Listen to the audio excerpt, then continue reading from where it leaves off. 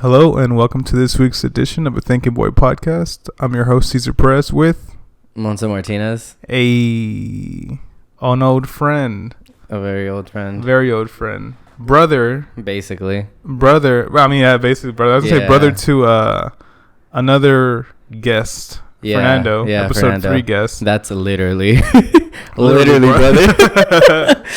Oh shit.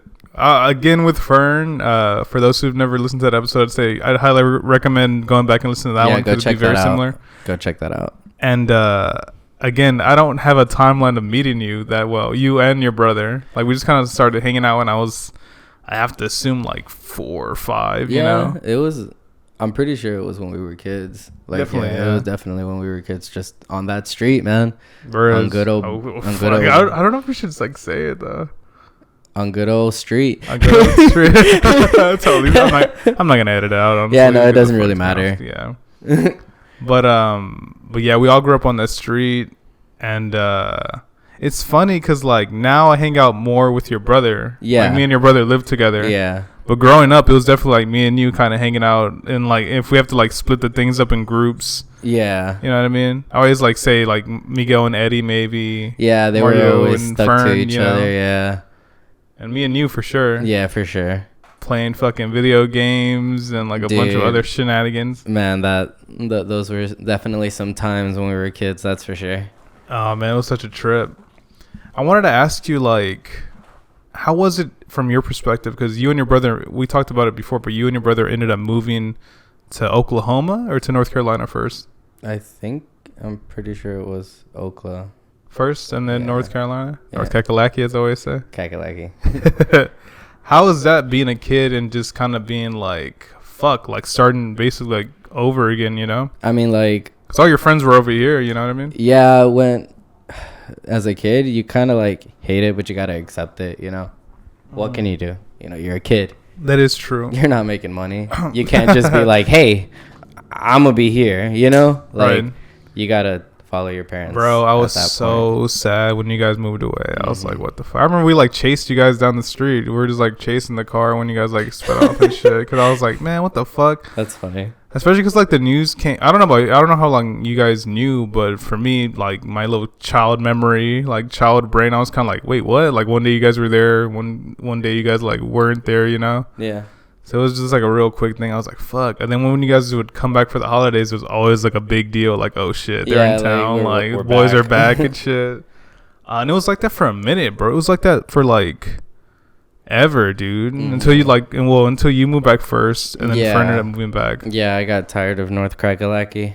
How was it over there? Like, how was Oklahoma first, and then going from there, how was Oklahoma? North Carolina. Oklahoma was Oklahoma, man. It was. I've never been. Neighborhood, really. Like, yeah, like just a bunch of regular folks. Dumb. Bro, like legitimately, it was fairly quiet, but I mean, yeah. When I honestly, aside from like the basketball team, I don't know too much about Oklahoma. It's funny because they're like right above us in Texas. Yeah, and it's crazy how they get snow, but we don't. That is fucking crazy, right? It's the altitude. They're like higher. They have higher altitude than Texas itself. Texas is lower to the ground. That's why they probably. We're like snow. At sea level now. Yeah, basically. Yeah, and then going to North Carolina. Yeah, NC was like. I spent most of the teenage years there, you know what I mean? I was going to say, you spent like the majority growing up in North Carolina. Yeah, and I definitely took keen to all the you could say white culture over there. I was talking to my friend at work earlier, and he was asking me like, who's going to be on the pod? I'm like, oh, my friend Monse. And I was like, man, he totally used to be like emo back in the day. Yeah, that's what I'm saying, bro. Like I definitely got into that. I thought it was cool, you know. I was gonna say, how did you? Cause I was kind of into that. Honestly, I think the reason why me and you like started like really connecting is because you were the only one that I knew those. I don't say different, but different in amongst like our friend group in terms of like shit that you liked, shit that you listened to, shit that like you watched and stuff like that. You know. Yeah, like whenever I started listening to rock, like it really grew on me, and I just like got heavy into the scene, you know, like yeah, for sure. With the clothing and the eyeliner and the painted nails and the. Did you have any piercings or no? Yeah, I used to have snake bites. Yeah. Oh shit. Yeah, the snake bites came off though whenever I got braces. Mm. Yeah, and that didn't work well. Fuck. So the dog chewed the retainer. Oh. I wasn't about to pay $300 for a top retainer. Definitely didn't have that kind of money. I've never had any piercings, bro. Yeah, Ever. they're definitely something to handle. You gotta keep that shit clean, you know, because if you don't, then that's bad, you know. Yeah, I remember your brother when he got his nose pierced, like in 2020 or 2021. He was like freaking out because I think one time he lost. You're supposed to keep it like in, no? Yeah, you're supposed to keep the piercing in because if you take it out, it has chances to close. It's weird because like I don't know if you guys see that little thing there. I pierced this a while back because I wanted to get my ears pierced, and I thought it had closed up, you know, already. So I was like, crap, because I got this, and I was like, oh, I want to try it out, see how it looks. And I was like, fuck, I'm gonna have to like pop my ear again, and that shit sucks, you know. Like whenever you first, like when you get it pierced, it's pierced, and then you take it out and it closes up a bit. Now when you go back in for the second time getting it pierced, you can just do it yourself. You don't really have to go to like a place to get it pierced. Yeah, because the hole's there. You just gotta pop it, and it hurts like a motherfucker. I think Eddie, your cousin, another friend of ours, I remember like one of your family members piercing his ears. Or am I tripping? I don't remember, bro. Maybe his sister. Be honest. Maybe. Oh man, I remember being like, dude, they did it like at your guys' place. Oh, for real? As a kid, I was just like, whoa, what the fuck? They just stuck a fucking needle through his ear. Bro, I was Take like, this. what the fuck are they doing right now? That shit's crazy. Like, I was freaking. I was a little like 5-year-old. Yeah, like, man, what the anything fuck? for some style, you know what Hey, I'm saying? man, swag. Anything That's for the some other fucking thing, drip. bro. Like, I talked to Miguel about it. They kind of like grew up in the whole like Lil Wayne swaggy kind of era. Yeah. And I was never into that, dude. And you were never into that either. No, like I didn't. It took me a while to really figure out what were the things that I liked. You know, like I definitely wasn't into the whole big pants, big white shirt. Oh yeah. That kind of preceded the eventual like skinny jeans. Yeah. Like, No, Lil Wayne is definitely an entrepreneur when it comes to wearing skinny jeans for the fucking white for the whites. No, for everyone really. But like hip hop didn't like. In hip hop and in rap, nobody ever really copped to that style. Everybody always thought it was like not right for some reason. Yeah, it's fun. Now that you mentioned the big shirts, what a contrast, huh? From like when we were kids, giant shirts, and I remember having like 3X like shirts as a kid. Even though we were not that size at all, but fuck it, right? To like it's the drip. To like basically skin tight like shirts, bro, and pants and shit. Yeah, like I think that's definitely something when like growing up you see it, you know, like and not gonna lie, there's definitely people out there that are older that still rock that fucking look, bro. Joe Snow, they still rock that look. They still rock the big white tee. Joe Snow still always. I've never seen him wear any like the denim capri pants, you know. Oh man, you know what I'm talking about? The jorts, the jean shorts that still almost go all the way down to your ankles for some reason. So gross, bro, dude, like. Hey man, I'm not trying to. If anybody wears stuff like that, you know, keep on rocking that stuff, bro. That's you. That's your shit, you know. That's but style, I guess. Not me. Thank you very much. Yeah, no, I never got into the jorts, bro. Even as a kid, my mom would have like a couple pair. I'd have a couple pair of jorts just as a kid because like your mom bought you all the shit. And I'd be like, these are so uncomfortable right now. Yeah, I'm like, these are so uncomfortable. I feel like I can't accomplish anything in these. You're walking around, you're like, why am I chafing so much? Yeah, especially as a kid, bro. I was a little chubby kid. Get some talcum powder and throw that stuff up there. About to catch a little case of cancer in my nuts and shit because I took the baby powder, you know what I'm saying? Something. Bro, I was like, dude, these are so... First of all, they're ugly, to be honest with you. No, like, for sure. Like, it's definitely something that, like, Like, what shoes do you wear with jorts? You get me? I mean, everybody was just wearing the ones, bro. The ones, huh? It was Air Force Ones. That is true. Bro, it was just the ones all over, bro. You could not be caught without the ones. White or black, choose. Nelly. You know what I mean? Bro, I always mention him, Nelly. Air Force Ones, like such a big fucking part. Yeah. That would definitely like. And it's crazy how like I honestly thought, you know, like this was recent. Whenever I was thinking about going to get some shoes, I was like, man, these things are still expensive. You know, like what the heck? That price like never dropped. You thought they would, you thought they would have fell off or something, but nah, bro, they stay up there. Like especially for I don't know what size you wear, but man, I wear like size 12 to like 11 and a half. Yeah, I'm a size 10 and a half. Yeah, dude, it's so annoying, bro. Like I love Adidas has this brand called Ultra Boost. Right, they're like really comfortable shoes. Right. I love wearing them to work and shit like that.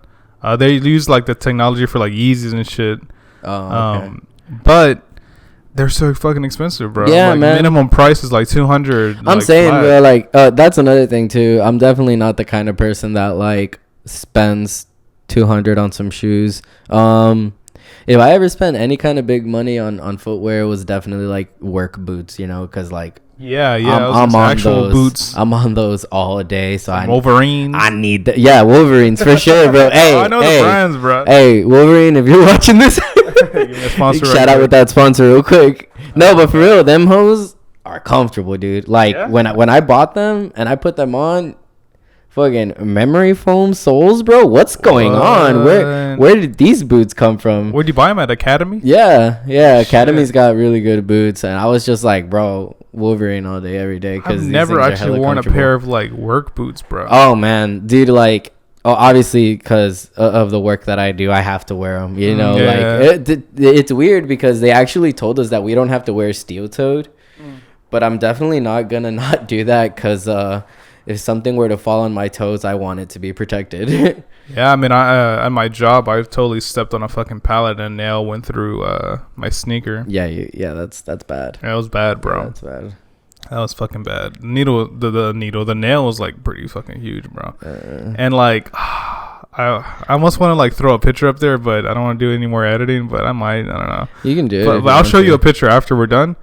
And it looked pretty fucking gross. You can just like edit it in the video while we're talking about it. From like the time, because I was working overnight at the time. Right. So when I stepped on the nail, it had to be like 2 a.m. And I finished my shift. I finished till like 3 or 3:30, I think. And the lady was like, "Yo, do you wanna? If you want, we could like get you like a taxi or an Uber to like the clinic or a hospital to get you checked out." Why don't you call an ambulance? Yeah, and I was like, "Yo, I'm good. Like, don't worry about it. You know what I'm saying?"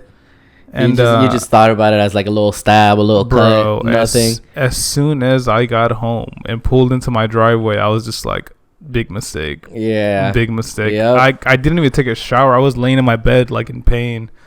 And I was like, I can't. And I woke my mom up. I was still living with her at the time. And I was just like, Mom, I need you to take me to the hospital. Like right now. Because my foot is like double the fucking size than it was like an hour ago. Hell yeah. And literally, bro, in the photo, like if I show you them side by side, my normal foot and the one that got like infected or the one that I stepped on the nail with. Yeah. Huge. Literally double the size. It looked like difference. A fucking like venom, bro. Like a fucking snake bit me or some shit. That's how huge it looked. I'm guessing it was fucking tetanus. Yeah. I ended up getting a tetanus shot, which honestly, I'm usually good with shots, but that shit definitely hurt. Yeah, no, man. Like, since I'm pretty sure since like your body's already reacting to it, they were like, we need to get this in there as fast as possible. Yeah. You know what I mean? Yeah. It's different whenever you're just gonna go get it. But when you're in pain and that shit's already happening, they're like, yep, we need to give them the good stuff, you know? Yeah, honestly, that was like one of the few times I didn't wait at all, bro. We were there for like maybe an hour. It's a good thing you didn't, man. Yeah. Imagine if like you would have been like, nah, it'll go down by the morning and you would have woken up. Imagine if I fell asleep, bro. That's what I'm saying, bro. Like you imagine if they had to chop your foot off, bro. Oh, no. That would have sucked. Stumpy? I'd be stumpy? Stumpy, bro. No. Definitely not. Definitely not, bro. I would not. I would lose a foot. Like literally, I would lose a foot. Listen, this goes to all you guys out there that for work. I tell them you need to buy good stuff. A coworker of mine told me, he said, I buy expensive boots because what do you do all day at work? You're up, you're standing up, you're on your feet, you're moving around. So why not treat your feet with the best quality boots that you could have for work, so you can be comfortable and you're not like in pain when you get home because you've been on your foot all day, which it does happen, bro. Like, oh yeah, man, dude. When I started this job, I had some I for some reason I didn't have any boots and I needed to get them right there and then. I didn't have time to go to academy because I had to start work the next day. Right. So I went to Walmart and bought me like some $40 boots, bro. Oh fuck! My friend made a joke. I wish I could like show you guys a picture of it, but they were just like those plain lace black boots, and we called them the school shooter 11s. The Columbine. I don't know. I don't know if that's appropriate, but I had to say it, man, because that made me laugh so hard. It'll be alright. Yeah, but like them school shooter 11s, bro. But no, the thing is though is that like, man, dude, like they definitely spoke for what they were worth, because like I'd come home, take them off, bro, and my feet be barking, hurt, dude. Hell man. Yeah, I'd be like, yo, what the heck, you know? Like I would have to sit down for a minute just because of the fact that like my feet were hurting from standing up all day, you know. And then do you how long do you think you'd let like a pair of shoes / boots go for? Because I just got rid of my old pair of Nikes like 2 weeks ago that I used to use for work, and those are pretty beat up, bro. Like I had holes in like the front and shit. Yeah, no, man. Once you start seeing holes, once your shoes start getting hungry, you know what I mean? Yeah, opening their mouths and stuff. Once they start doing that, I think it's time to get that's how mine's was, bro, because like they were bad. And I remember like I had took my friend Eric, we were hanging out like after work, and we went to a Kohl's, and I haven't been to a Kohl's in like forever. A Kohl's? Yeah, you ever been to a Kohl's? Those are still open? There's like one like by, I don't even know where the fuck it is. It's like passing like Greenspoint and shit.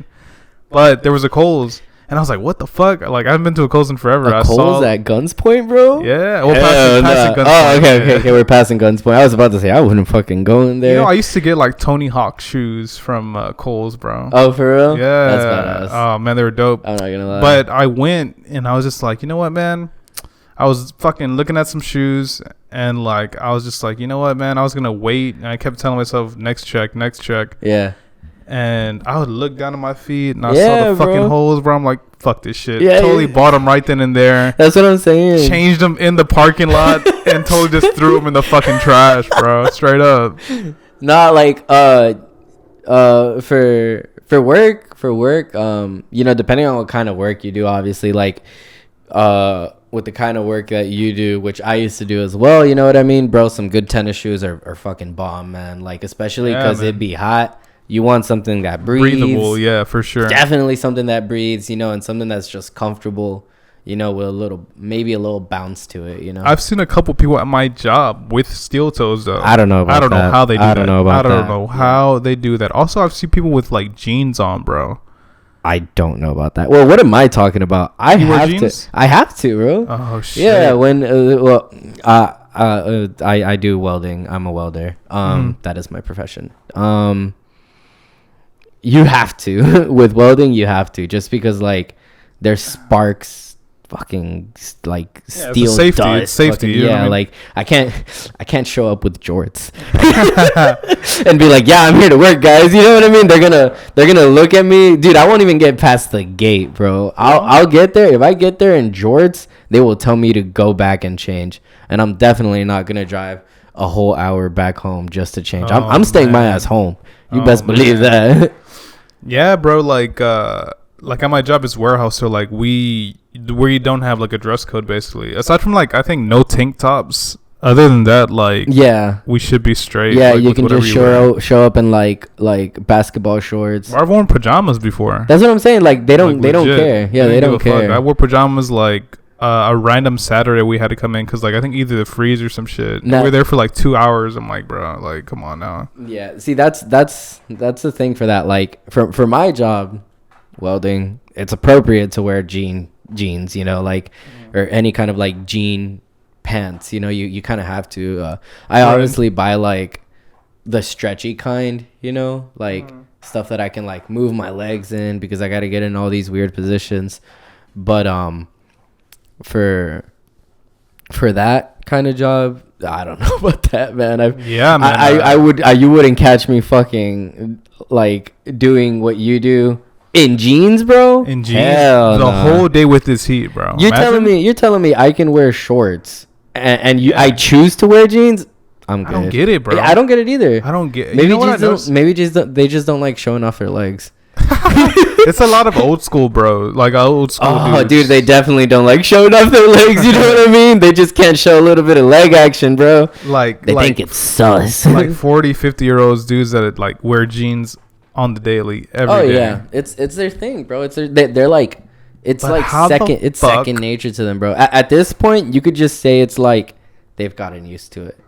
I guess so, but bro, it just seems so fucking uncomfortable. For sure. Like, so uncomfortable. For sure. Especially all the moving you gotta do. Oh, yeah. You know, we're like, from door to door to door. Like, you guys are moving. Like, I know how that job is, and, like, I know that when I was working that job, I moved a lot. So I definitely wore my basketball shorts. I tell you what, though, man, it definitely makes you appreciate, like, getting new shit. Working those kind of jobs, you know, for sure. Getting new shoes. I was so fucking jazzed about that. Hell yeah. Getting new boxers, bro. I totally bought a whole new pack of Hanes. That's what I'm saying, dude. Like, they ain't nothing better than holy underwear, you feel me? Hell yeah, a little fresh set of boxers, bro. Especially with the heat, bro. Like, you feel like the holes and shit. And dude, you start chafing. I'm like, bro. Like, it's come to the point where, like, for me, you know, I obviously, I don't tuck in my shirt at work or nothing like that. I don't want to look like a doofus.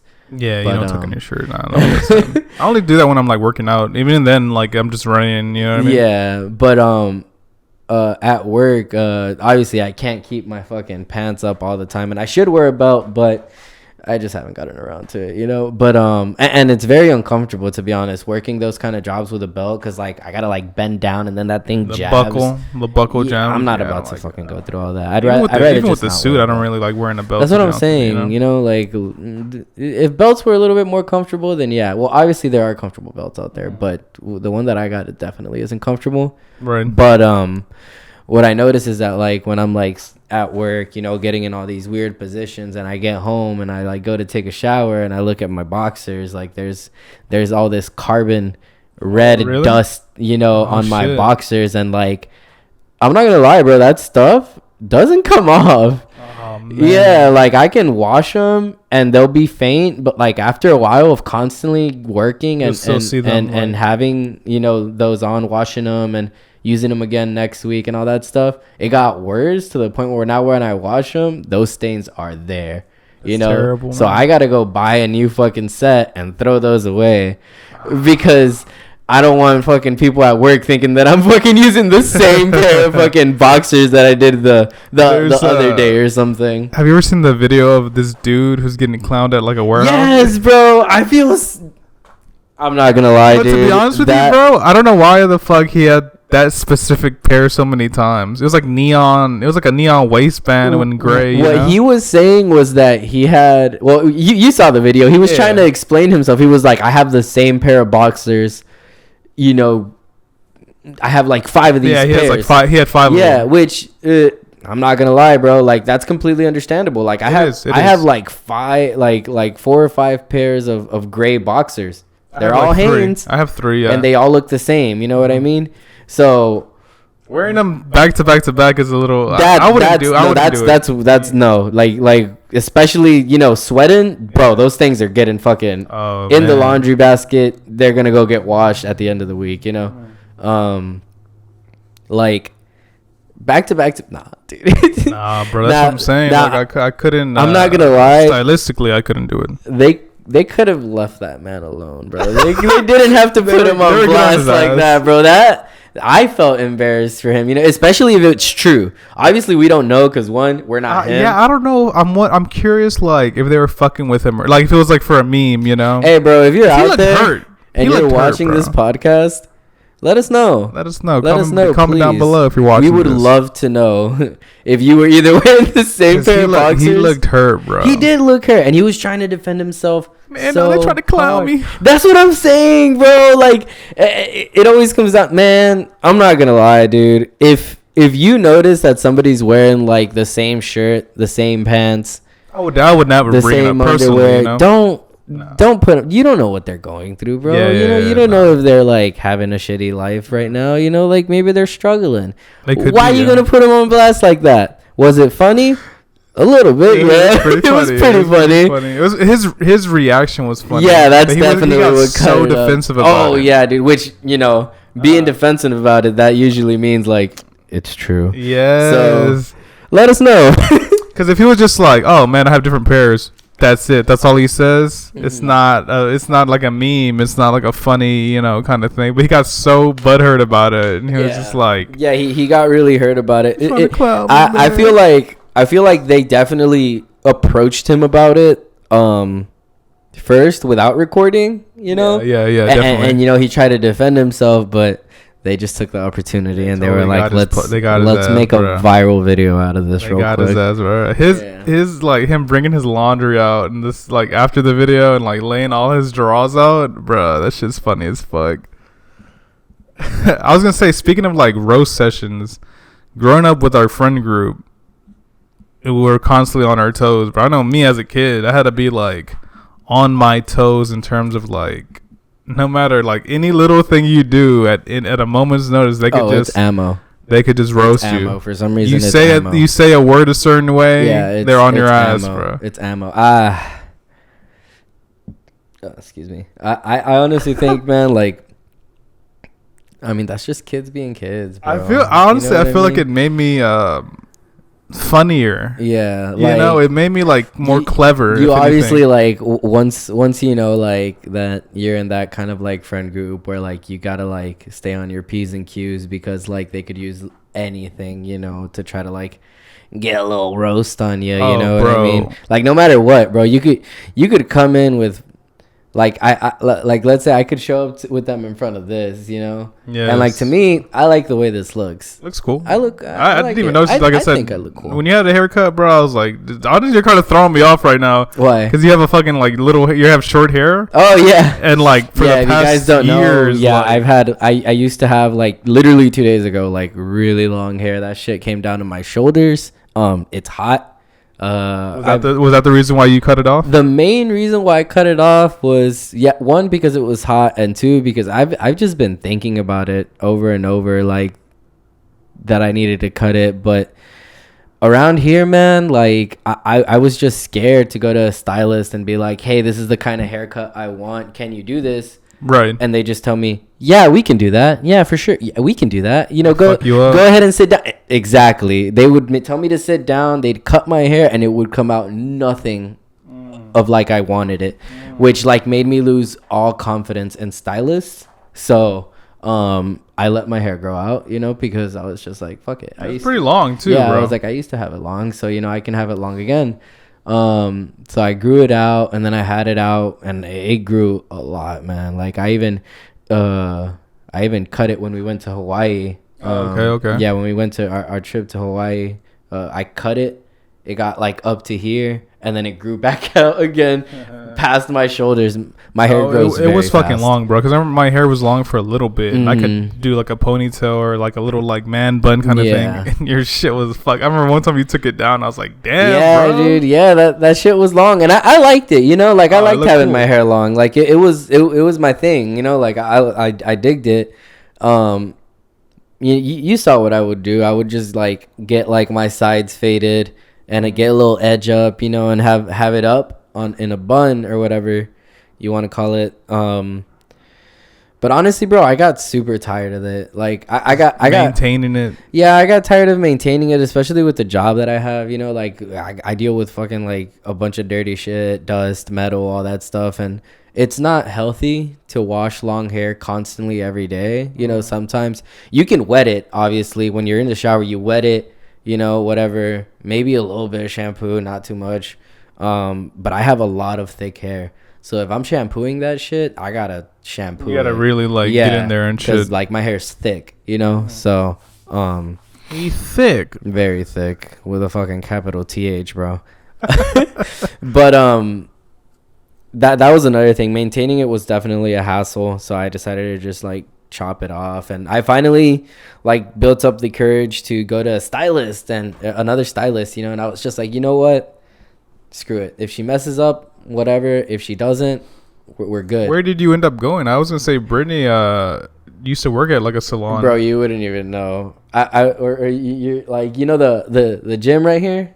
Yes. The Blink the Fitness. B-Fit or Blink, yeah. You know the hair salon right behind that? I didn't even know there was the one there, behind dude. there, You cannot see it because you obviously see the Blink Fitness, and then that's all you see because it's covered basically by the Blink Fitness. And that's wild, bro. And yeah, but there's a hair salon back there that I used to go to. I think with Tony's, bro. Nah, bro. Because they'll fuck you up. Yeah, that's what I'm saying.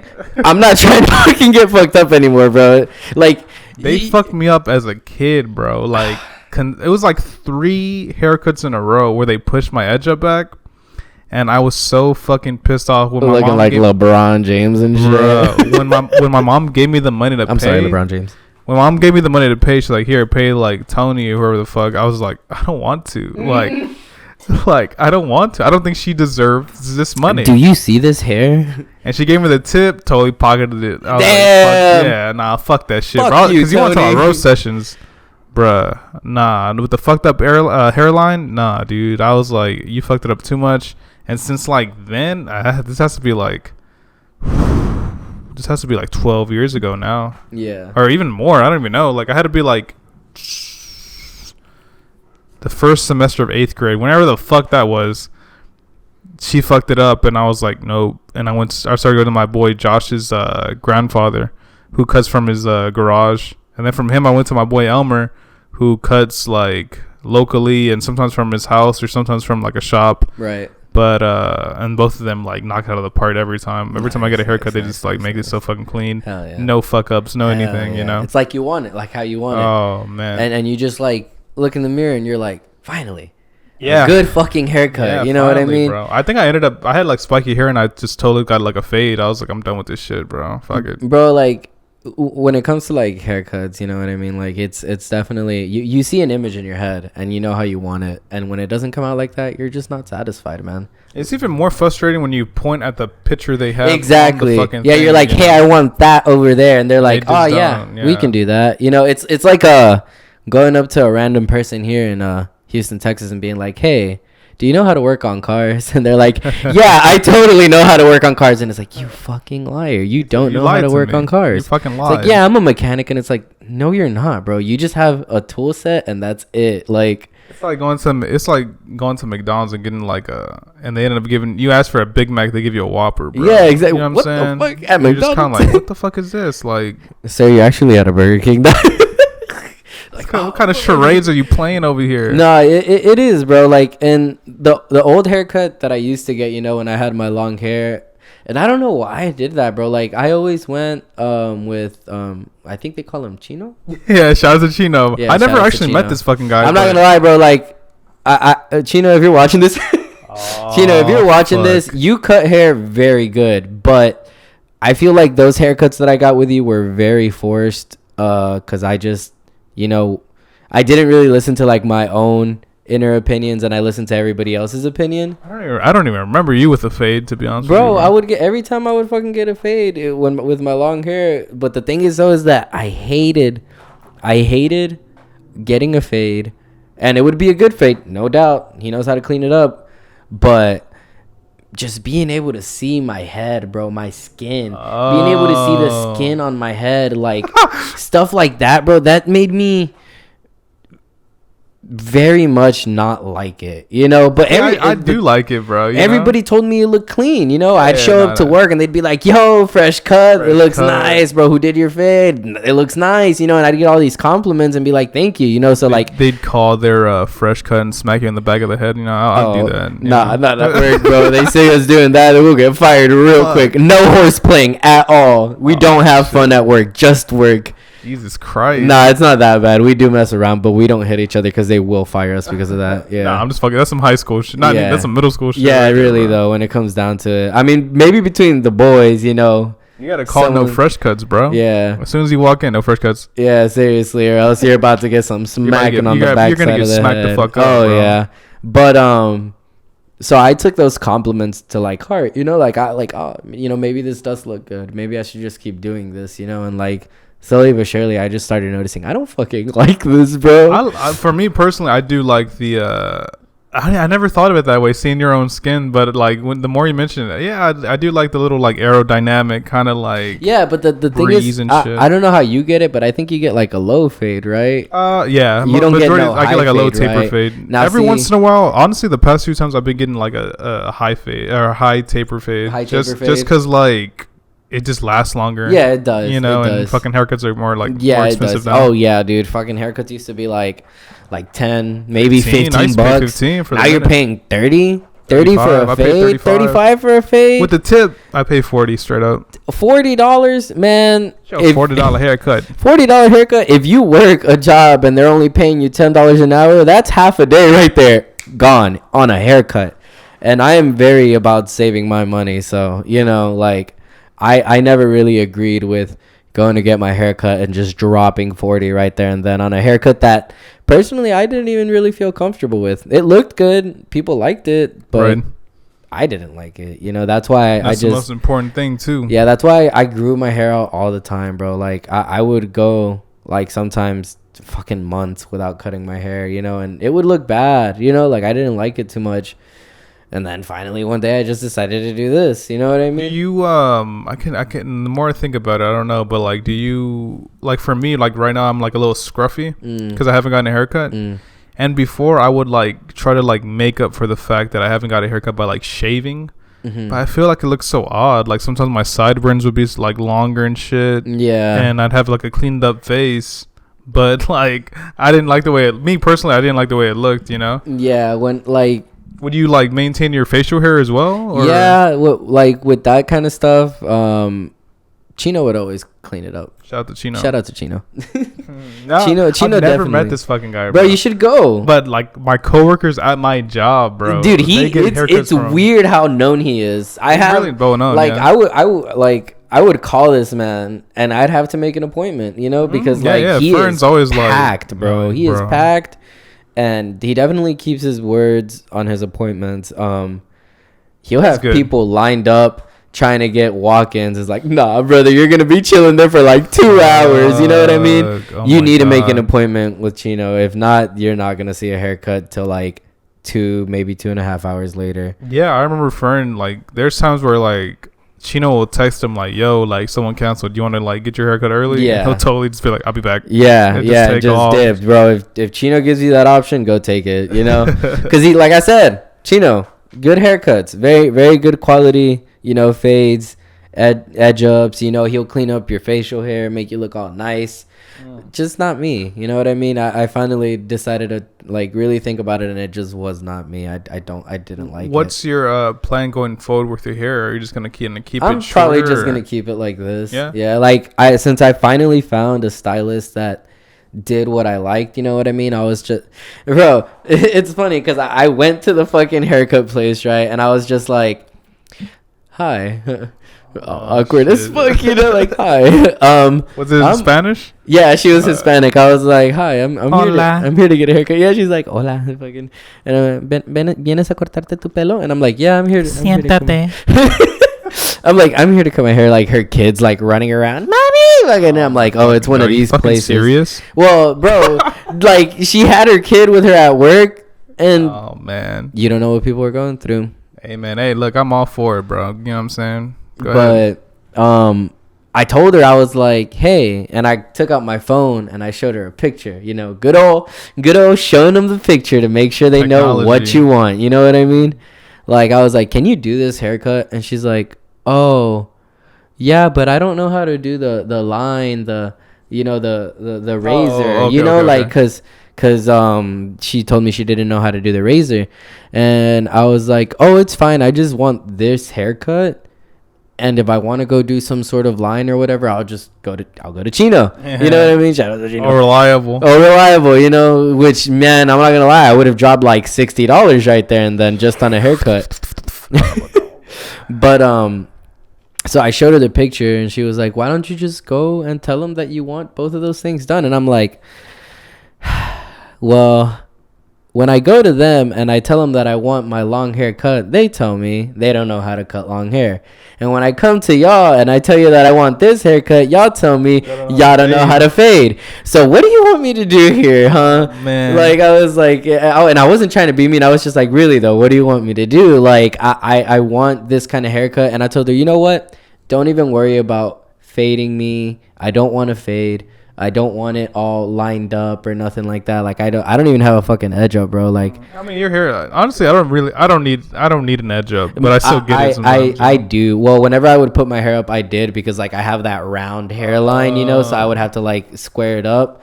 But now that I wear my hair like this, nobody's gonna see my fucking hairline. That is true. Yeah. So I told her that, and she was like, oh, okay, yeah, I can definitely do that. And dude, that's when I just started getting nervous as fuck, because here we go, flashbacks to Vietnam and shit. Like, I just started thinking, like, what if she messes up? What if she doesn't cut it the way I like it?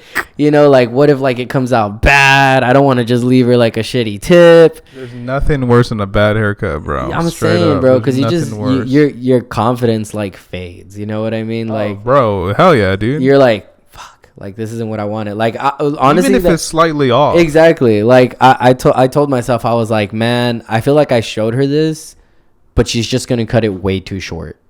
Oh shit. You know, like, I was like, she's gonna cut it way too short, and I'm gonna hate it.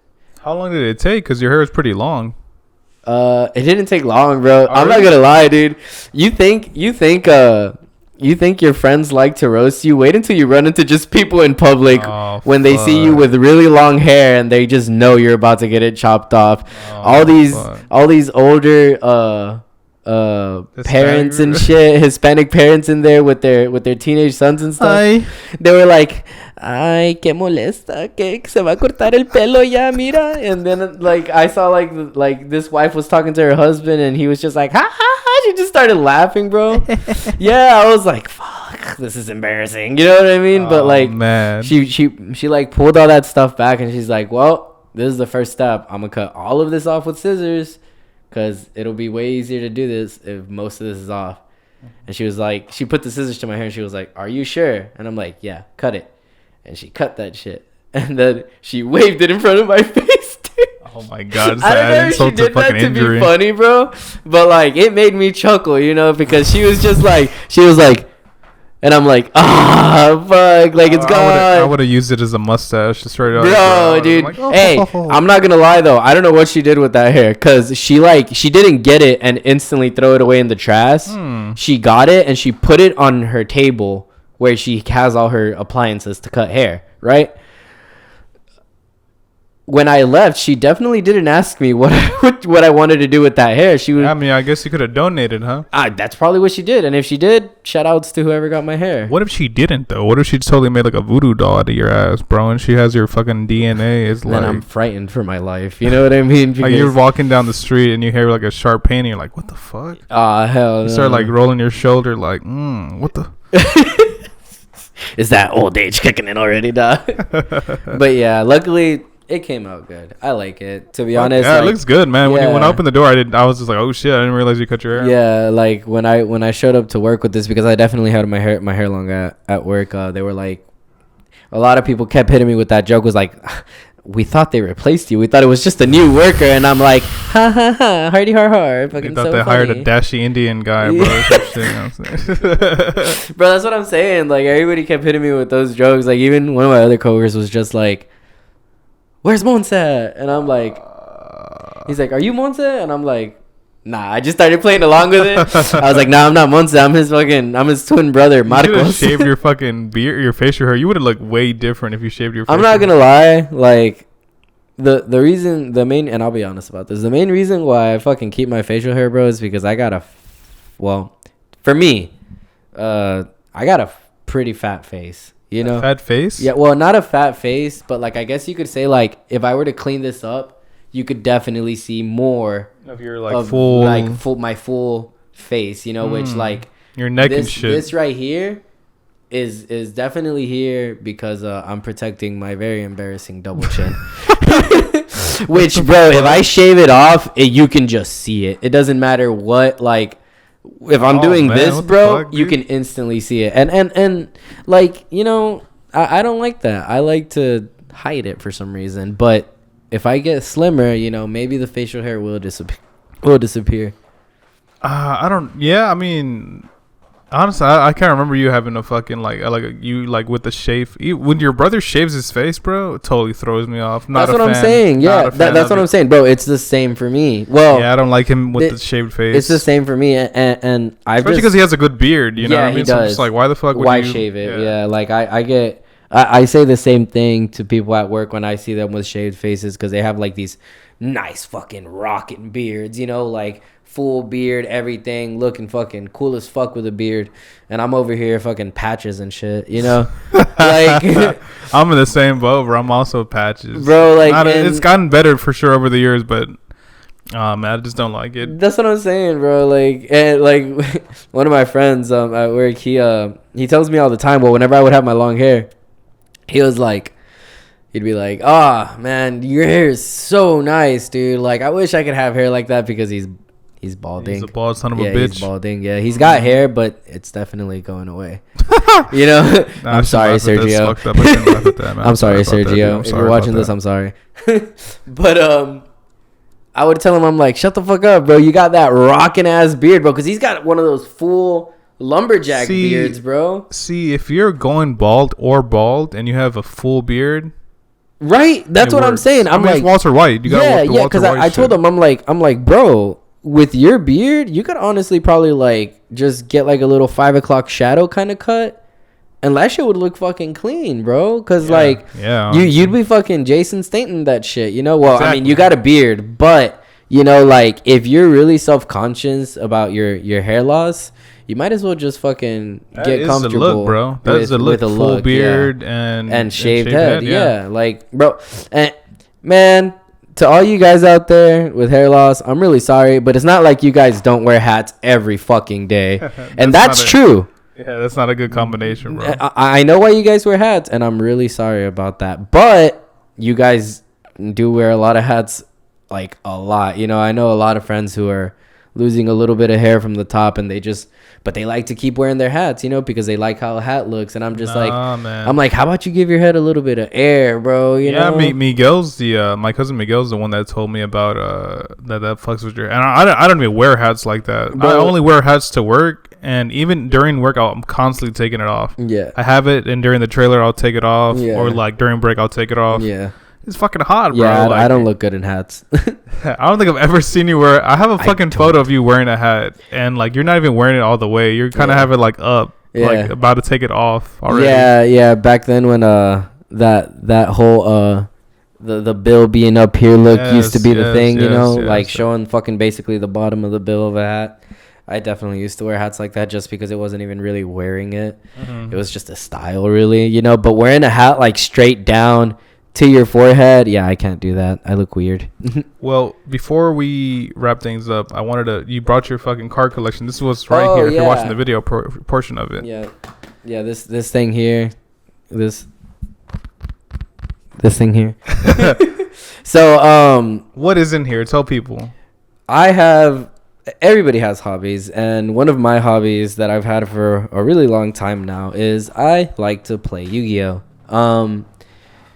Card games are looked at in a really weird viewpoint if people don't know what they're about. You know what I mean? Right. Like a lot of people usually think like, oh, he plays with cards. He's childish. He's playing fucking kids card games. You know, like why is he still doing that? You know what I mean? Or something like, or what's going on there? Yeah. Or they just think like, oh, that's a really weird hobby to have, bro. But like,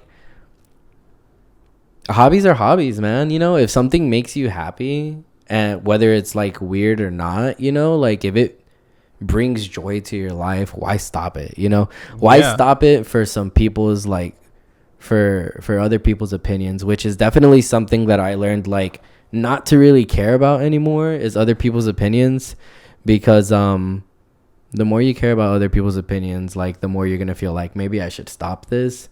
But it makes you happy. But it makes you happy, bro. You know what I mean? Like it makes you happy. It's like someone who really likes playing video games, no matter how old they get.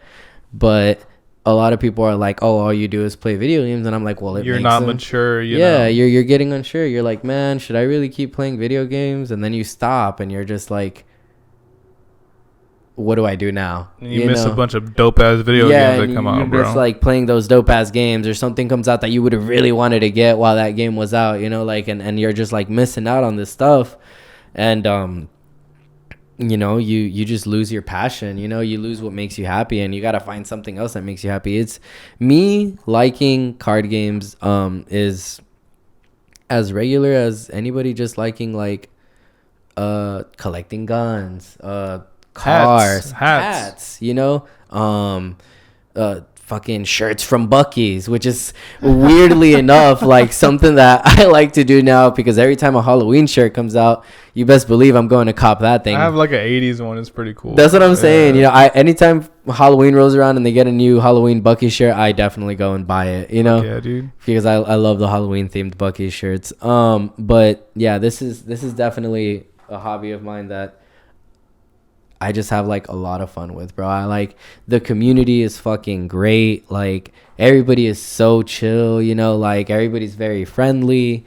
You go out there and it's like this like welcoming community of just like people like welcoming you into the game and like just talking, having connections, friendships, all that. How did you because growing up as a kid, when Yu-Gi-Oh first started airing like in the US, we were all into it for I'd say like a good like summer, and like maybe like half a year everyone was into it. Yeah, I had a shitload of cards, bro. Yeah, I had original shit, but also I had like bootleg, dollar store, like no, yeah, for sure. Bullshit. When our parents can't afford the real stuff, we good old Sam's dollar fucking bootleg Exodias and Blue Eyes and shit. Their power level was like a million. And it wasn't even called like Exodia. It was called like the Dark Foreigner of the South or some shit like that. Like what do you think the origins of those were? Are those China? Is that China? Ah, dude, yeah, no, they just got like I'm pretty sure what they did because like technology was barely like advancing when we were that old too, but I'm pretty sure random like sentence generators and shit like that, just like totally like, oh dude, there's no way they sat there and racked their heads on those sentences, bro. Like, because you look at it, it's just a lot of Chinese lettering, dude. Like, it was either Chinese or some extremely absurd words, you know what I mean? The game definitely has a lot of wordplay in it. Like you got to know terms. You got to know a lot of terms when it comes to that game, and the terms on bootleg cards were definitely weird, bro. Yeah, it was fucking nuts. But hey, we didn't give a fuck, like we had the God card, we had the Blue Eyes, we had we had all the shit that was from the show. But we were just ecstatic to have something that looked like it, man. So the little plastic film of holographic. Yeah, exactly. Shit, like, but the thing is, though, is that like you didn't have money, I didn't have money. No, none of us had money. We couldn't go and drop like money on stuff that we wanted. I had like it was like a plastic container full of like I said, I'd say it was like 40 to 60 of like 40 good like original OG cards, right, to like 60% of like just bullshit holographic cards. It was just like a bunch of bulk, and I totally flipped it for like a good amount of money as a kid, bro. For real? Yeah, I think I flipped it for like, it was some dude at my apartments at the time definitely gave me like 40 to 50 bucks for it, bro. See, that's the thing, man. Like another thing that I really like about this game is over time things get expensive, especially in this game. Things grow in value the older they are, the more vintage they are. Like that's another thing that I really love about this game is like being able to like go back to the nostalgia, to being able to see those vintage cards, to being able to like sell one for a good amount of money. Whatever. Mm-hmm.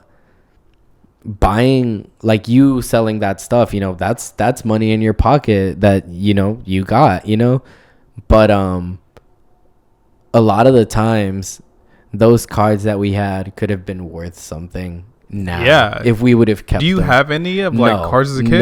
No, I do not have any of them. I'm pretty sure I lost them all or they got thrown away or you had something. So much too, bro. Yeah, dude, I was definitely a big fan of it as a kid, and I'm still a big fan now because I fucking love it. And I just remember like definitely decks a passion you of had, mine, bro, with hair ties, just dude, huge. Like we didn't know what we were dealing with when we were kids, and I promise you, like if any of those would have been kept in good condition, we'd have money in our pockets right now because like just a structure deck, Blue Eyes White Dragon, or a structure deck Red Eyes, or a structure deck Dark Magician from when the first structure decks came out, right? They're easily worth $30 a pop. Just that single copy.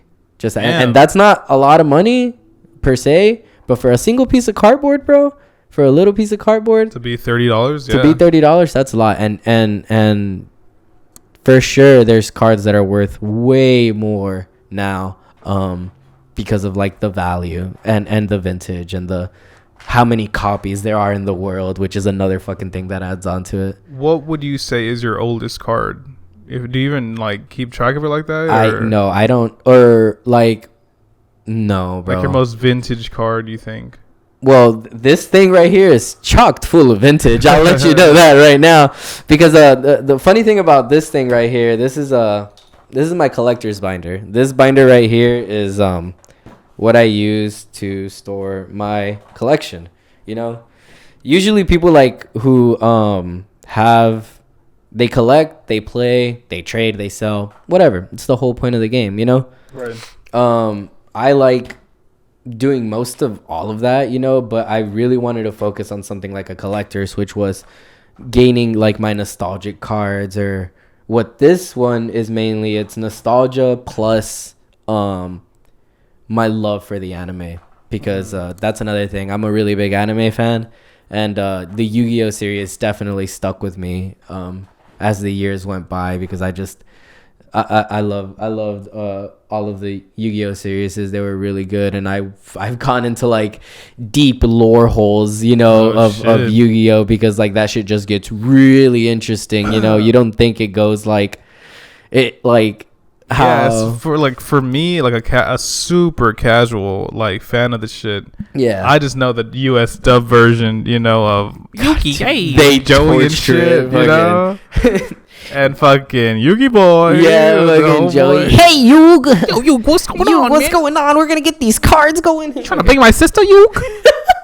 Isn't Yu-Gi-Oh trying to fuck his sister or some shit like that? Nah, Yugi's never trying to do his sister. Oh, man. Yeah, his sister's blind, bro. That's fucked up. I didn't know. I don't remember that, bro. Well, yeah, through the first season, the whole reason why he entered the tournament is because she was blind. What about his, like, grandpa? This is grandpa capped? No, I'm not gonna lie. First season Yu-Gi-Oh, very funny, very inaccurate, but very funny. You know, how are you just gonna let some fucking old ass guy, Yu-Gi boy, fucking come up to you, cap your grandpa, put him in a TV? And like you're not even gonna call the cops. Instead, you're like, yeah, let me go duel this guy so I can get my grandpa back. You know what I mean? Learn this card game and like whoop his ass at this card game rather than I'm like saying, just call the police or feds or anything. Like, you're telling me you let a man's rip your grandpa's most precious, valuable card in half, and you're not even gonna do anything about it? You're just gonna be like, duel me now.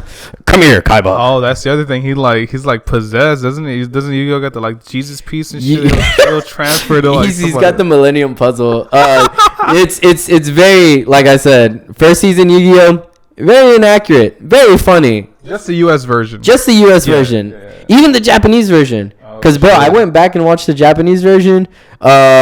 Much more interesting. Why? Because it's not the Shadow Realm anymore. Instead of saying, I'm going to send you to the Shadow Realm, they were like, you're going to die. Like, yeah. From the Japanese version to 4 kids, they censored so guns, much. No, I remember they censored a lot, bro. They had guns. And people were just pointing instead of like having a gun. Like there's a scene where like they come in with guns, but in the 4 kids version for US, they're just pointing fingers, you know. God damn it, man. Yeah, it's very funny. But this collector's binder right here is basically like my pride and joy of the whole game. I've been building it for a good amount. What I like to do with it is I go nostalgia / anime. So like okay. Like a lot of the cards in here are cards that I saw in the anime, you know, You got anything from, because Yu-Gi-Oh has like 5 different Yu-Gi-Ohs. There's excuse me. There's regular Yu-Gi-Oh. There's Yu-Gi-Oh GX, which is the fusion era. That's the other shit. There's a bunch of different versions that I just never kept up with. All I know is Joey, Yugi, the good old classic. Yeah, that's all I fucking know. There's Yu-Gi-Oh GX, the fusion version. There's Yu-Gi-Oh 5Ds, the Where's synchro. the dual disc? When does that come in? Dude, that comes in first season Yugi. Oh, really? Yeah, because it goes. There's 3 to 4 arcs in regular Yu-Gi-Oh, which is Kaiba fucking ripping his grandpa's card. Kaiba, bro. And fucking his grandpa getting rolled by Kaiba. The Pegasus arc. Basically like an Uncle Ben situation. Yeah. You know what I mean? Yeah, basically, yeah. The Pegasus arc, Duelist City, and then there's the last arc, which is when Atem finally leaves, which is the guy possessing Yugi, you know? Like, here, punk bitch. You don't know how to duel. Let's switch, you know? Totally cheating, by the way. Yeah. Yeah, no, for real. And man, in that anime, did they definitely cheat? There's a lot of rules in this game, and they didn't follow any of them in the first season. God damn and even in the second season, they kind of still didn't follow them. They didn't really even start following the rules, bro, until like GX. Wow. Which is the next arc or the next series. Yugi isn't even involved. Does he ever like pop up again? There is a canon in the beginning. There is like a little or a canon, what's called a cameo in the beginning. Yeah, when Judai, the main character of GX, runs into him and he fucking spills this man's cards on the floor. What? And he's just like, "Oh, I'm really sorry." And Yugi's just like, "That's not a problem." And he helps him pick him up and he's like, "Here, this thing is fucking weirdo. This card is telling me that it wants to go with me." What card was it? It was Winged Karibo, because Yugi always held on to Karibo.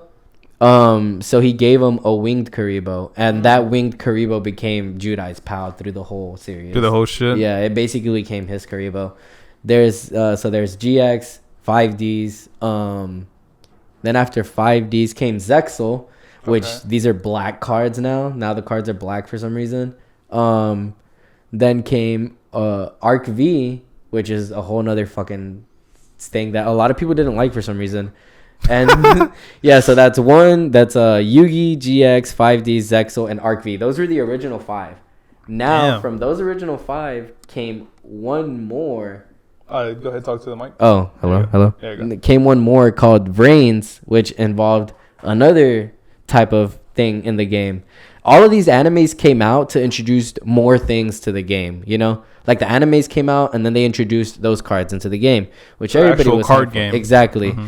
But once Brains came out, like that's it. They cut it off. Like once Brains came out, that was like the last Kazuki Takahashi fucking oh man. Yeah, that was the last Kazuki Takahashi worked on Yu-Gi-Oh, because after that was Rush Duels, and that's to try to get the kids into it, which by the way, I know it's called a children's card game and a lot of people are like that's for kids, but nobody can afford a fucking card for $100. No kid can afford a card for $100, let alone a deck competitively worth close to $1,000. That's how much they are, bro. Oh, bro, when I'm telling you people are out here fucking spending money on this shit, they will drop. If that card is $180, they will drop $180 on that card. Do you own any of those cards? Me personally, yes, kind of. Damn, that's crazy. But the thing is though, is that I go I go about it a weird way. I don't just drop money like that. You know? I'm not about to do that. No. I like to show them what I got,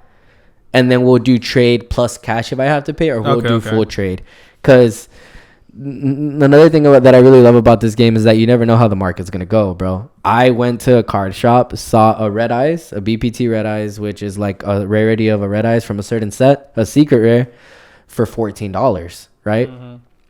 $14 ain't shit, you know. It's a cool looking Red Eyes. I wanted it for my collector's binder, and I was like, hey, can I get that? You know, bought it off of the shop. Bam, here's $14. Later on in the game, they introduced this new card that involved Red Eyes and Dark Magician being a fusion. What? Yeah, it's called Red Eyes Dark Dragoon, which really impacted the game heavily because it was a really strong card. Oh shit. The prices of red eyes shot up tremendously, bro. My $14 red eyes became an $150 card. What? See, it's like stocks then, bro. Yes, it's like exactly. It's stock and gambling. A lot of gambling. Because it's a gotcha, bro. You go, you buy a pack. Like, I could go to Walmart right now, right? Buy a pack for like $4. Open that pack, not pull shit. I fucked up, you know?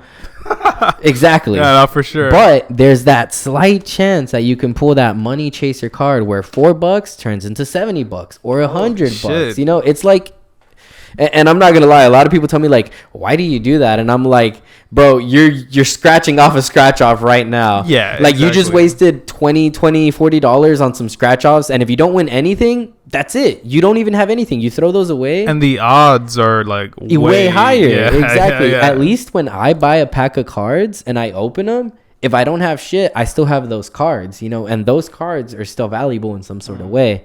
They have some value. They have some value. You know what I mean? Exactly. So I can still hold something. I don't just throw them away, you know? Hence fucking scratch offs. You scratch them off. You don't win. You throw them away. That's it. You lost your money. Fucking $5 or $5. Exactly. Bro, I shit you not. I have sold like fucking 2 cards for like close to $200. I was gonna say, bro, like that's one thing I wanted to get into. You flip some shit. Yeah. That's the one thing I also like about this game is I like to keep up with the meta trends, which is like, if anybody knows what meta is the term that basically says like, oh, this is what's in right now, this is what's strong, this is what's cool, blah blah blah. So anytime anything new comes out, there's older cards that get hype, you know. Right. So I like to keep track of the Japanese gameplay, because the Japanese for some reason always likes to transition to the US, and so basically since I'm keeping track of that, I know everything that's probably going to get expensive before it hits us. So what I do is I look at the OCG and I buy those cards or find them and trade for them or whatever, you know, whatever I can do to get my hands on them that are dirt cheap at the time. And then they fucking rise up in value. It's fucking stocks, yeah, bro. dude, it is. Straight up some stocks, brother. Shit. At one point in the game, the fucking, and I'm about to throw some terms out that probably nobody understands. There was a bunch of decks out there that were playing heavy in the graveyard. Like they can play in the graveyard and do shit in the graveyard. And there was this one card that nobody was looking at that was really good against that kind of stuff. It's a card called Skullmeister. It's just again terminology. It's a hand trap. It's a card that you have in your hand that if your opponent does something in the grave, you can throw that in the grave yourself, and it'll stop it. It'll stop him doing all that shit, or that one monster, you know. And that was really strong at the time. I went on TCG, which is the website you buy cards off of. TCG, let's get a sponsor in going or something like that. Shout out to TCG. Shout out to TCG. I went, and those cards were 15 cents a piece, bro. I bought 30 of those fucking things. Damn, what the fuck? I bought 30. I found 30. I fucking put them in my cart, bought them. Later on, like 2 or 3 months later, people started using those in high competitive play because they noticed this is good. Those cards each shot up to $5 a piece, and I fucking sold, bro. I fucking slapped all of those things in my binder, went straight to locals, and I fucking sold almost all of them. And I made my money back like fucking tenfold, dude. You know, like, yeah, it is legit like stocks. It is basically like stocks, but it's more. Hey, you get to play. You get to actually play and you get to actually game, play. Yeah, exactly. Which is what I like to do that too. I fucking love playing the game, love meeting new people, you know. There's definitely some salty people out there when you go play, but like they won't really show it, you know. They can't show it because if they start showing saltiness, man, I'm really cool with a lot of the shopkeepers in the area. So if anybody shows saltiness, I already know how the shopkeepers are. They'll kick them out real quick, bro. If they start bringing up a riot, kicked, banned, you can never come back. Damn, really? Yeah, for sure. Have you ever seen someone like get banned? No, but one time I went to a regionals, which is a high level competitive play for the game. And right next to me, bro, someone was getting fucking heated, dude. Like they were playing, and this guy's like trying to explain to him, and the other guy's like, no, like you can't do that. Like wait, like it's still my turn. And the guy's like, no, but this. And then he's like, I said, wait, you know, and then he calls a judge. You raise your hand and you call a judge to come over so you can explain the situation. Right. And And when the judge is like trying to, he's like, okay, what's wrong? And he's like, I'm doing this and that. And then the guy interrupts him and he's like, stop fucking interrupting me. And he fucking slams the table. He's like, I'm getting sick and fucking tired of you interrupting me while I'm trying to explain. And I'm like, I'm sitting over here with my fucking cards like, I'm gonna activate this. And, you know, like I'm just playing the game. And I'm like, fuck, bro, it's not that serious. You know what I mean? Yeah. But some people definitely get heated.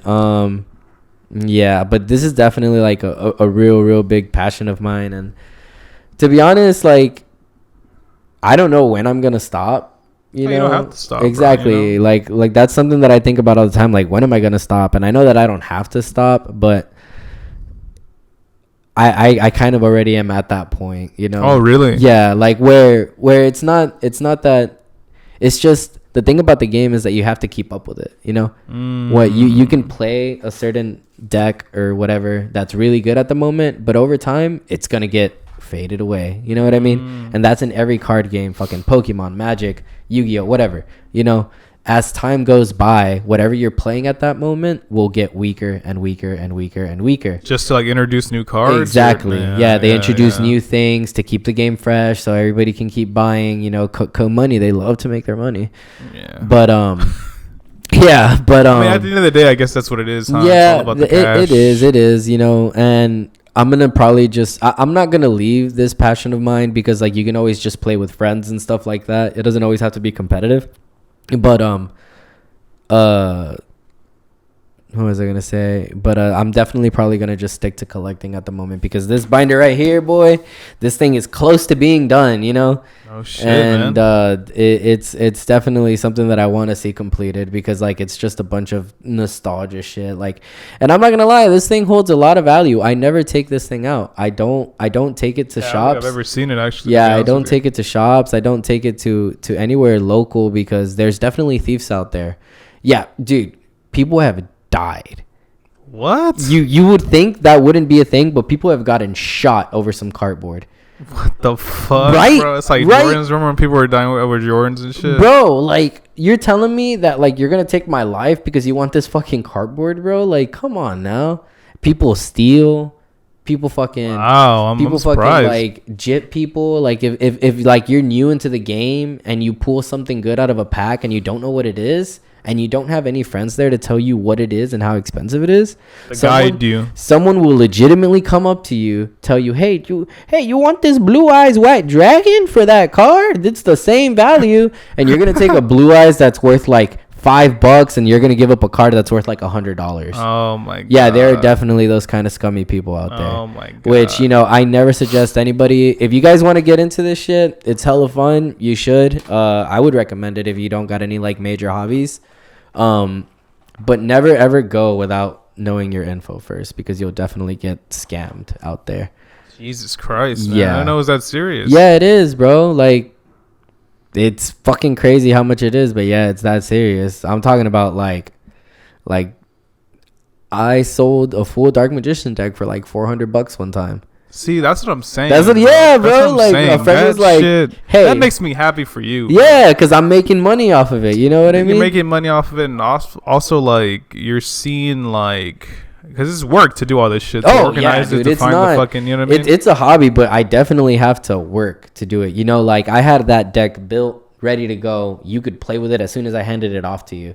You know, and obviously, like I had to grind for those cards, do some trading, do a little bit of buying here and there. Having the luck of the fucking draw to get that one card out of a pack, you know? Right. And then sure enough, someone was like, hey, looking for a Dark Magician deck. And because there's a page on Facebook for it. And I was like, hey, I got it, you know? Like I messaged them back. They were like, how much? And I'm like, well, I valued everything up. Retail value for that fucking deck was like $560. Wow. But in the community, we don't like to sell stuff for retail value. Like it's the friendly way of doing it. Haggling a little bit. Yeah, what you do is you make it a little bit more, you know, more cheaper, which makes them more able to buy it, you know, because you're not just going to be like, hey, $560, you know. Then you might as well just go to retail. Exactly. And nobody's going to buy retail if they can just buy it online for that much, you know. So we take the full value, the retail value, and then we times it by 0.85, which is 85% of the full value. And that brings it down to a total. and now they're seeing that they're getting a discount, you know. So now that they're getting a discount, they're like, ooh, discount.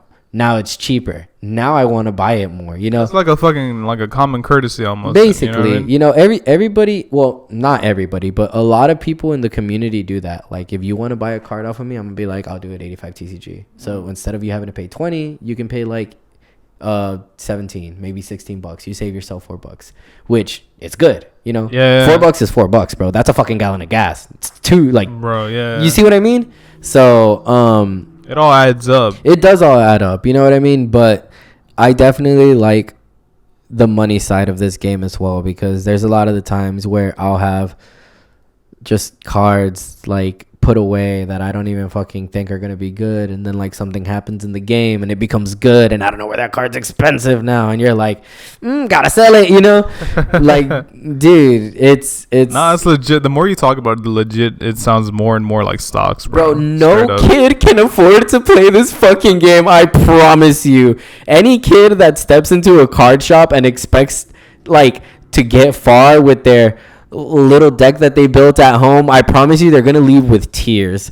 Jesus Christ. Because everybody there is there to win, you know. Because bro, you win money for this shit when you go to shops and you fucking playing games. If they're not playing for product, they're playing for money. Damn, what the fuck? What's like an average so let's say cash out kind of thing, or jackpot, I guess. All right, so let's say you go into a tournament and there is 20 people show out, you know. Around 10 people, that's 4 rounds. 20 people, you're talking about anywhere from 6 to 7 rounds of straight Yu-Gi-Oh! You know? If you get first, you're easily... the entry's $10, by the way. You go in, you pay $10. Use that money you enter. to fund the jackpot, or is the jackpot like just separate? No. Yeah, no. The money is to fund the shop. And obviously, they're going to get their cut, because they're not just going to be like, every money that goes in here, you're just going to get. They wouldn't get any money for that. Yeah. So you pay in for entry, they have that money, and then they give you a percentage of whatever that money came up to be, you know? So they get their share and you get your share. But recently, and this is for a different card game, I got second place at a Pokemon tournament. Oh shit! Pokemon is also pretty fun, by the way. Oh yeah. And yes, like it's way more affordable, but no kids are playing that fucking game, dude. Like, we're playing Pokemon Go, no, or no, not like even the card game. Oh, okay. Yeah, okay. I'm talking about the card game. I'm saying the kids though. You think the kids? Oh yeah, are no, like, they're playing. They're definitely playing things like Pokemon Go or the video games and stuff like that. But second place for a 4-round turnout, I got $26, which I only paid $10. I made a $16 profit in a single night. Just chilling, playing, having fun. Get $26, you know. But for like a 10-man show out for a Yu-Gi tournament, you're easily leaving with $100 worth of value. Damn. So you're telling me you went in, paid $10, won the tournament, and you left with $100? That's wild, bro. That's what I'm saying. That's wild. You know, you go, you have fun, and if you win, you get money. I wonder if there's like bigger tournaments. There is. With like bigger payouts. There is. Once That's you go, wild, this bro. is all local play. Once you start getting into regionals and shit like that, I'm talking about 2,000, 3,000 Damn, for getting first place. First place, by the way.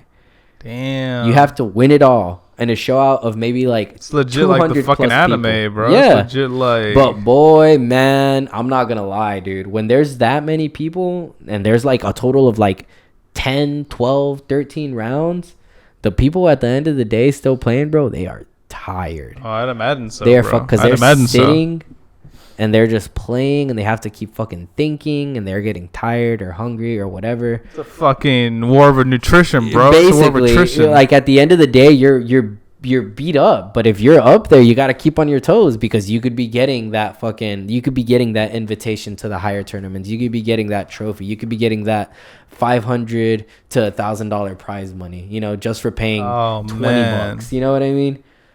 I love when like fights happen that way. When there's two fighters who are really good, exactly, and homeboy just fucking outlasts him because of his cardio. Yeah, there's these two brothers, Nick and Nate Diaz, who like their cardio is insane. And they were like, just going at it, bro. They run like marathons. They swim like they do like triathlons. Like their cardio is just off the fucking charts.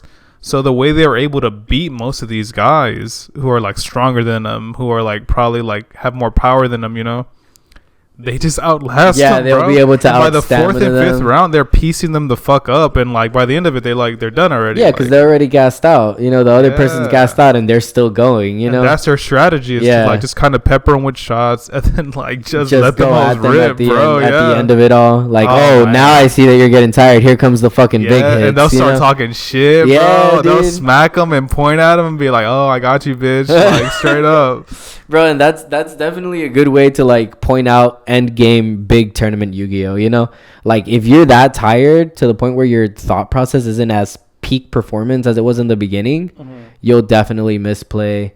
You'll definitely get fucking little mistakes, and dude, those little mistakes will cost you the whole fucking game. Yeah, man, it's so fucking like it's tense, dude. It's tense. Yeah, that's the word, tense. Yeah, and a lot of people get nervous around that time, bro. Like my friend doesn't like going to tournaments at all because he gets super nervous to the point where his hands start shaking. God damn, this man having anxiety attack. Yeah, like he's legit like shaking, but that's because the games are timed. Within a certain game, you got 45 minutes to play. That would fuck me up, honestly, the time limit. They're like, bam, 45 minutes. You got to do 3 rounds within this fucking 45 minutes, and whoever wins, you know? So that definitely gets him nerve-wracked because he's a really good player, but he needs to take his time to think. That's also like going back to like fighters. There's like a bunch of fighters like that, bro. Yeah. That are really good in the gym, and when it comes to like when the lights are bright, they can't perform. Yeah, they can't perform. It's too much pressure or like I don't know. It's just there's so many, bro. When I was boxing like in high school, bro, I would watch motherfuckers go to war, like hard spar. Yeah. Like fucking fights better than like on TV, honestly. Yeah. And I was just like, damn. And they'd go out and they'd have like, oh, I'm gonna go have my professional fight, or I'm gonna have an amateur fight. Come back and be like, yo, how'd the fight go? Totally lost. Yeah, bro. It's the. And I'm like, what? How the fuck did you lose? Exactly. Like, it's the nervous jitters, bro. Whenever you put yourself out there and you think, you know, you're gonna perform good because you're performing good casually with some buddies or some trainees or whatever, and it's not the same. You go in there full confidence, you sit down, it's real, it's happening. It really is like some professional like fighting or professional sport. Yeah, professional sport. Yeah, like professional sport. Like once you're sitting down in that scenario where you're just looking around and you see a bunch of fucking people here playing, because I'm not talking about this is just a 50-man turnout. We're talking about 250, 300 plus people like coming to play this card game, and they all know their shit, Well, not everybody, but like the majority of them know their shit. You could say half and half. It's about like casual players and half people know their shit, you know. They're fans of this shit though, they're fans. They're fans. Like my heart will always be with the anime. That's the main reason why I like this card game a lot, is because of the anime. I've loved the anime so much, but it's definitely fucking a big passion of mine, bro. I want to end on this. Obviously, he passed away, the creator of Yu-Gi-Oh. Yep. You said his name earlier. What's his name? Yeah, it's Kazuki Takahashi. If you had a message to send him, what would you tell him? Because this game's obviously affected your life in a big, bad way. You know what I mean? Yeah, it really has. What would your message be to him? Obviously, he's passed away, but if you had to like tell him, like, you know, what would you say to him? Bro, yeah, I would say thank you. You know, thank you so much for making something that I'm like so passionate about. Not only is it something that I'm like super passionate about, but I've got to make great friends, great memories. You know, I've got to have good times. You know, there'd be times, bro, where I'm like down in the dumps and I just go out to like hang out with some friends and play some card games and pick you up. It picks me up, bro. At the end of the day, I'm happy as fuck. I made a little bit of money here and there because people want to buy my shit, you know. Like sometimes I'll leave. This isn't every day that I go to a card shop, but when I do, I'll leave with like at least $20 to $25 in my pocket, leaving just from selling cards, you know, because people want to buy shit. But thank you, Kazuki Takahashi. You are the reason why I got into this game so much, because of your great animes, dude. Like, the animes were just outstanding for me. I fucking loved them, like, with the bottom of my heart. I grew up with them.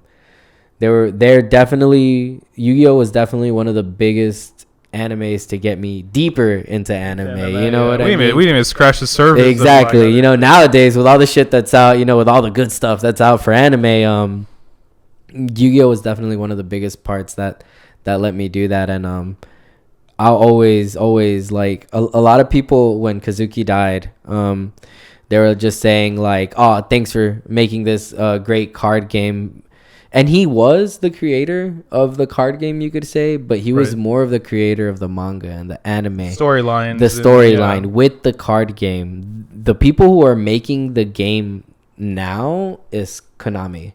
It's not Kazuki Takahashi has not been making everything that's new. You know, he gets royalties from the game because he was the creator of it, but he didn't keep up with everything new that's came out today. Kind of like Toriyama with Dragon Ball. Exactly. And when that like the super manga, he's not involved in that. Exactly. He'll just give him bullet points and he lets them do their own thing. I think Homeboy just makes his own shit. That's what I'm saying, and that's how it is with Yu-Gi-Oh now. Ever since Reigns, that was Kazuki Takahashi's last work. He stopped, and the new shit is just whatever his predecessors are doing with it. You know what I mean? But yeah.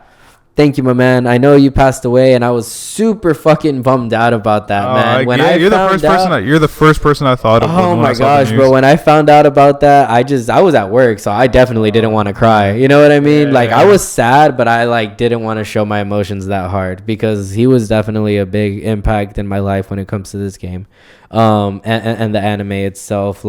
There's a lot of fans out there that are a fan of this game without being a fan of the anime, and that's completely cool.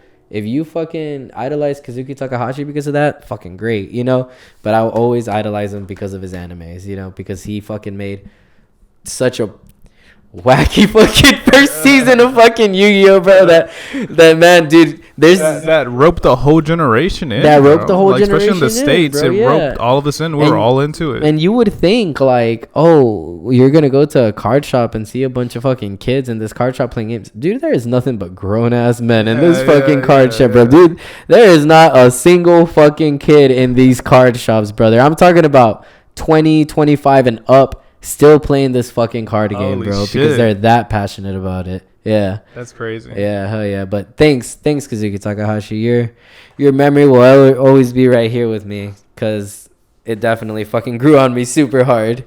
Awesome fucking way to end this episode. Where could people follow you if they're inclined to follow you? I got an IG. I got Snapchat, but it's a really weird name.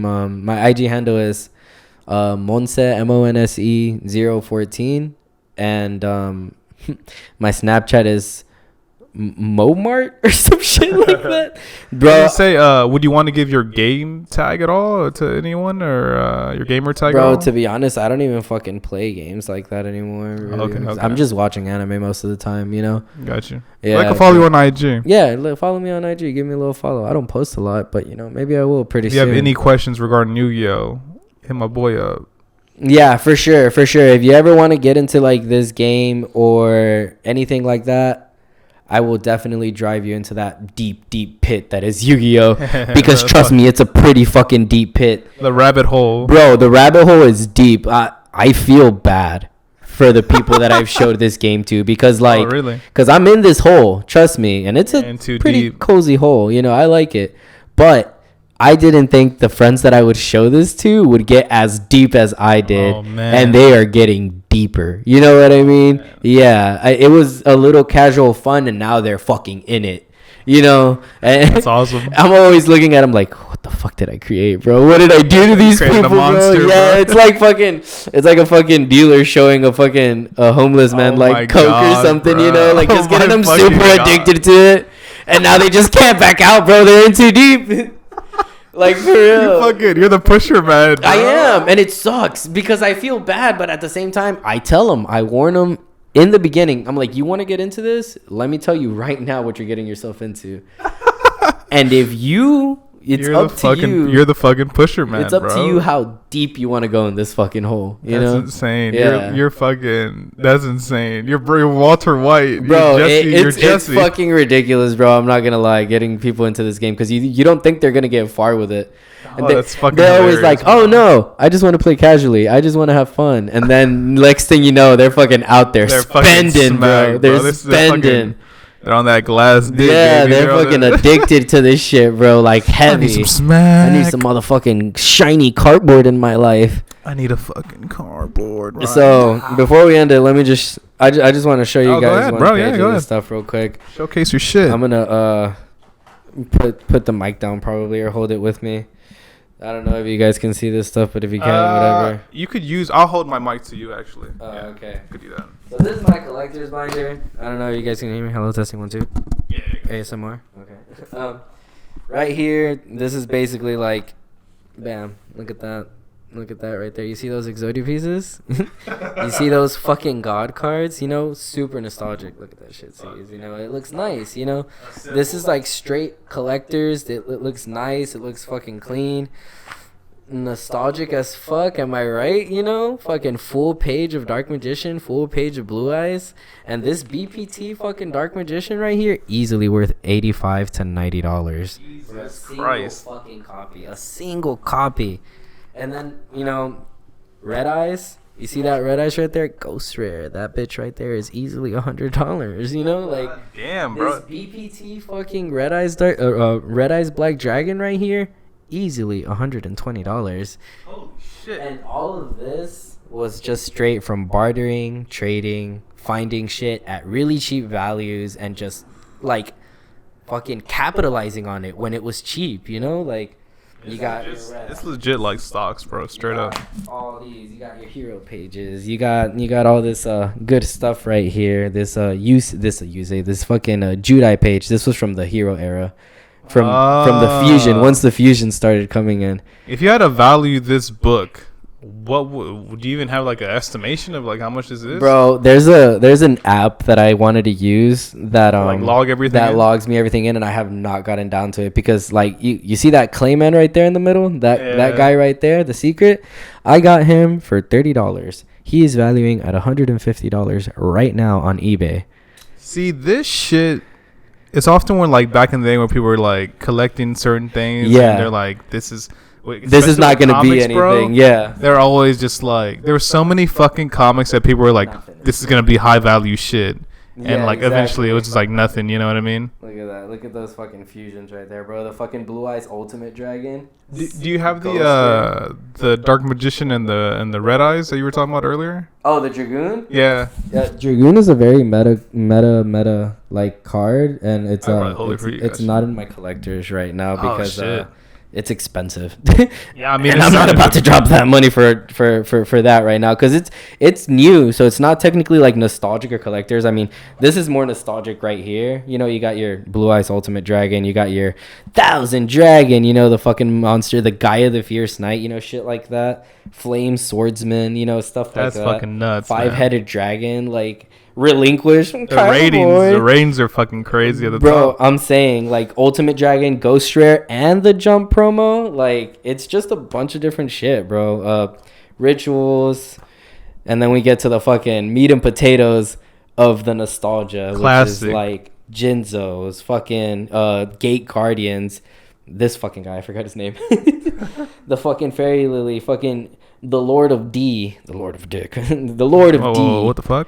And yeah, Karibo, you know, shit like that, bro. Dark Magician Girl, like, yeah, it's just a bunch of old collector shit. Like, bro, I remember when I was a fucking kid, bro. I really wanted this card, that's really bro. Throwing me back. Honestly. This card was like the chase card at the moment because of the movie, and I mean, it's here now, so. Was he Oh shit, that one's fucking dope, bro. There you go. Summon Skull, Secret Rare, BPT. Is he behind the artwork as well? Who? The one that passed away. The artist, the Kazuki creator. Takahashi? Yeah, but was behind any of the art? Because artwork always like amazed me, bro. Behind most of these is usually a team, but I do have my Kazuki Takahashi tribute page. Oh. Yeah, which Dark Magician is supposed to be here, but he's over there in the front with the other Dark Magicians. But this page right here is strictly cards that Kazuki Takahashi drew himself, and if you look closely, a lot of them have his signatures. Kazuki Takahashi. Oh, yeah. Kazuki Takahashi. This was based off of his real life dog, bro. That's awesome, this bro. fucking card was worth... I hate fucking Yu-Gi-Oh players for this sometimes, but this card here was worth $10 at a point. He died, and this card shot up to $100 a piece. They, for some reason, capitalized on this shit. You know, they were just God damn it, man. Like, we're going to capitalize on this right now and buy it out. You know, Jesus luckily Christ. I already had my copy, so I didn't have to spend that money. Thank God, man. Yeah. Thank God. Well, fuck, man. I appreciate you coming by. I appreciate you showing on. I love talking about this stuff with people. I love trying to get them into it, you know, and telling them not to get into it because of like because of how bad it'll be if they really like it. You know what I mean? It's a drug almost, bro. Like, oh, you take a little hit, you like that shit, you're gonna keep doing it. Yeah, you're hooked on that shit, and I've definitely got people hooked on it bad. I can at least say like fiending for the shit. Like 5-6 people that I've 5 addicts that I've introduced, bro, and they're just like, we have a little locals, and they just fucking call me their judge because I know so much about the game. They should call you the pusher, man, because you're legit. They like know pushing, that like narcotics on them. That's basically what I am. When I get there, they're always asking to look at my shit, and I'm just like, bro, yeah, like they're like, yo, man, do you have this card? And I'm just like, yeah, it's right here. And they're like, oh, I need it, and I'm like, okay, here, give me money, you know? Holy shit, dude, that's incredible. Yeah. Well, guys, that's going to wrap it up for this week's episode. Yes, sir. I've been Cesar Perez with Monse Martinez. Until next time, peace. Peace. Fuck yeah, dude. Awesome episode. Nice. Awesome. Very long, too, yeah? How much was it? Like an hour and 35? Fuck, we talked for a minute.